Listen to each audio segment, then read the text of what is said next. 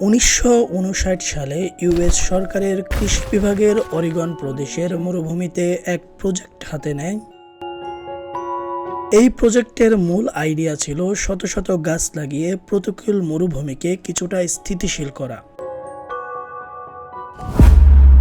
তৎকালীন এক ম্যাগাজিনের জন্য এই প্রকল্পের উপর একটা আর্টিকেল লেখার দায়িত্ব বর্তায় ফ্রাঙ্ক হারবার্ট নামক এক ফ্রিল্যান্স লেখকের উপর। ইকোলজি নিয়ে উৎসুক মনের হারবার্ট আর্টিকেলের জন্য গবেষণায় মত্ত হয়ে যান। মরুভূমির পরিবেশ রূপান্তর করা চারটিখানিক কথা নয়।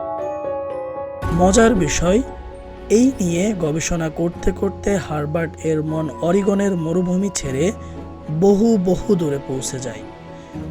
এক মামুলি প্রবন্ধের রিসার্চ করতে গিয়ে একটানা 6 বছর ডুবে থেকে 1965 সালে ফ্রাঙ্ক হারবার্ট প্রকাশ করেন সায়েন্স ফিকশন জনরার অন্যতম শ্রেষ্ঠ অবদান ডুন।